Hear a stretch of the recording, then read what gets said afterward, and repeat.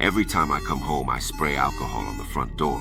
Before the last ray of sunlight disappears, I seal the doors and windows with 6 centimeter thick steel plates. Even so, I don't dare let my guard down. Every night, I sleep in the bathtub with my gun and Sam. It's the only place where we can feel a little bit safe. The world was completely destroyed by the virus. Humans and animals mutated. They all became monsters that fear sunlight and devoured the few remaining humans. But I'm still alive, one of the rare immune ones. I've always believed that I'm not alone. That's why every day I walk the city streets with Sam, hoping to find other survivors.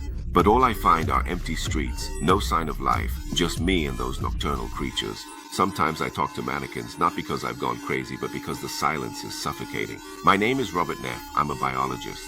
I've been using my own blood to develop a vaccine against the virus. Today's experiment marked a huge breakthrough. An infected rat returned to normal. This discovery made me euphoric, and I decided to immediately move on to the next phase of the experiment. I used my own blood as bait and quickly managed to capture an infected female. The monsters following her seemed to have a complex relationship with her, as if they were protecting her. Fortunately, the sunlight kept them from getting close. I took the creature to the lab and began human trials, but the vaccine had no effect. She started thrashing and screaming, just like the other monsters. I had no choice but to administer a sedative and lock her in an isolation room. However, I didn't realize that this would bring about a great disaster. The next day, I went out to look for survivors as usual, but I witnessed a strange scene.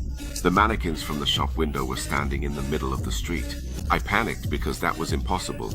Instinctively, I pulled the trigger. The mannequins fell to the ground immediately, but it was already too late. It was a trap. I hit my head and quickly lost consciousness. When I woke up, the sun was about to set. As soon as darkness covered the city, the monsters would emerge. I struggled to cut the rope, and when I finally fell, I ended up stabbing my thigh with the knife. I screamed. My echo traveled throughout the entire city. Then I saw one of the monsters release the infected dogs. The sunlight was my only protection, but it was fading quickly. Even in pain, I forced myself to retreat, trying to reach the pistol on the seat. When the last ray of light disappeared, the infected dogs charged toward me.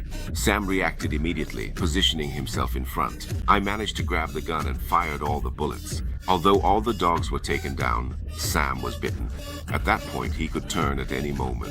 I took Sam home and injected him with the vaccine, but it was already too late. Now I had to make a difficult decision.